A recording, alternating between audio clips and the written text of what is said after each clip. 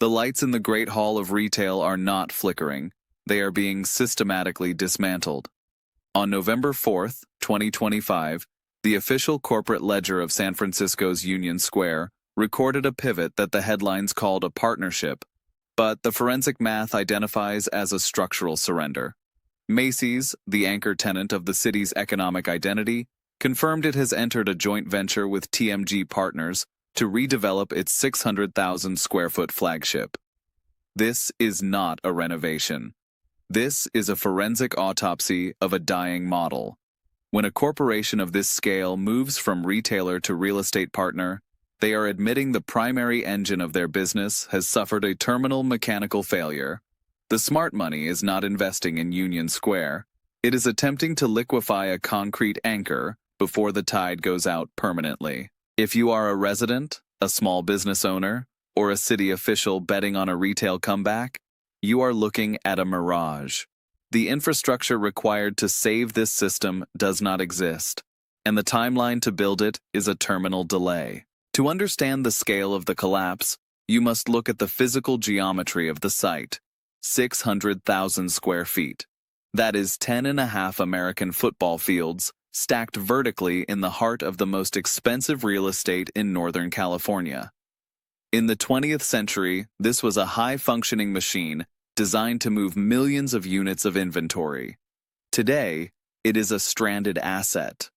The mixed-use fairy tale, the idea that you can simply carve up a massive department store into housing and offices, ignores the physics of the building.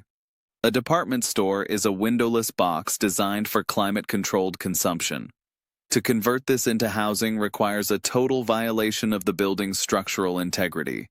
You cannot have a bedroom without a window, and you cannot have a kitchen without a dedicated plumbing stack. The core-to-window ratio of the Union Square Macy's is a mathematical impossibility for modern residential code. To make this work, a developer would have to core the building, literally cutting a hole through 600,000 square feet of reinforced concrete to create light wells. The cost of this structural surgery often exceeds the cost of demolition. Yet, in San Francisco, demolition is a regulatory phantom. You are trapped in a building that is too big to use and too historic to tear down. The official statement from the mayor's office mentions labs as a potential reuse. This is where the structural impossibility becomes clinical. A modern life sciences lab is a high-performance industrial facility requiring specialized systems that this building cannot support. Labs require 12 to 15 air changes per hour, while the existing ductwork in a mid-century department store is designed for 2 to 4. Furthermore, scientific equipment is heavy. The structural load-bearing capacity of a retail floor is often half of what is required for a certified laboratory. Even if the billions required for this conversion appeared tomorrow, they would collide with the San Francisco permit loop. The city's current average for major project approvals sits between 1,000 and 1,500 days. By the time the first permit is pulled, the venture capital cycle will have turned 3 times. The infrastructure is not ready, the building is not capable, and the clock has already run out. When you decapitate the anchor tenant of a district, you lose the industrial symbiosis of the entire zip code. Macy's was the base load for the district's utility and transit infrastructure. Consider the transit hemorrhage. The San Francisco Municipal Transportation Agency relies on the density of Union Square to justify its route maps. When this retail capacity is reimagined into a multi-year construction site, the foot traffic doesn't just dip, it evaporates. This triggers a service-cut death spiral, where lower ridership leads to reduced frequency, making the district even less accessible. Then there is the small business displacement. Every boutique within a 4-block radius exists because of the Macy's gravity. Without the daily churn of thousands of shoppers, the surrounding ecosystem loses its oxygen. We are looking at the loss of an estimated $150 million to $200 million in annual indirect consumer spending. The tax revenue void is the next stage of the contagion. San Francisco is facing a massive budget deficit, and Macy's was a tax-generating engine for the city's general fund. The pivot to redevelopment means years of tax abatements and construction delays that provide no revenue for today's emergency services.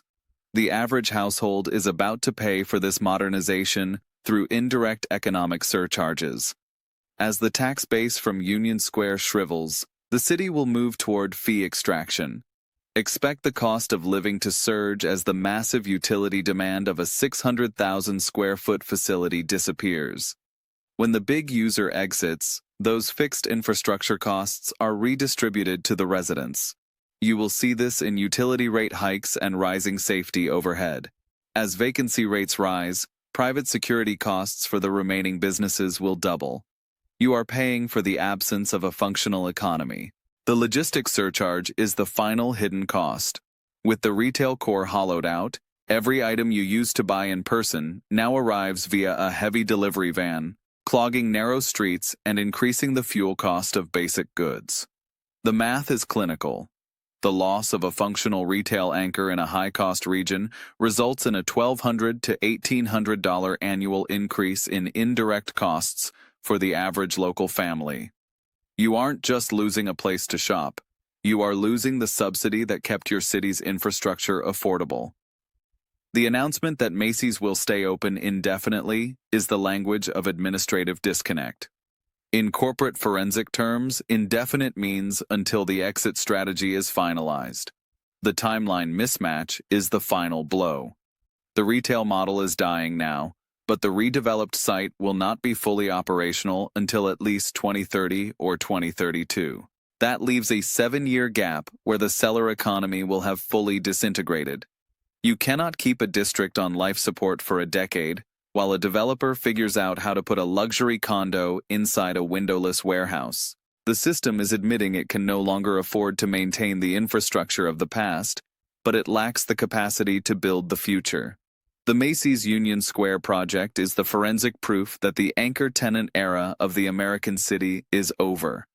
For 50 years, we built our transit, our taxes, and our social fabric around the idea that a single corporation could occupy 600,000 square feet of soil and provide stability. That contract has been torn up. The joint venture with TMG Partners is a corporate eulogy. They are not saving a store, they are managing a decommissioning. The reimagining is a slow-motion liquidation of a physical asset that no longer fits the math of 2026. The bridge is being burned, and the new one is a blueprint that may never survive the reality of the city's structural gravity. The king of Union Square has left the throne. The building remains, 600,000 square feet of concrete and broken promises. But the lifeblood is gone. Price is the only way the system will now ration what is left. You will pay more for your water, more for your safety, and more for your goods. The bill for a century of retail-centric urban planning is coming due. There is no one left in the building to sign the check. The bill belongs to you.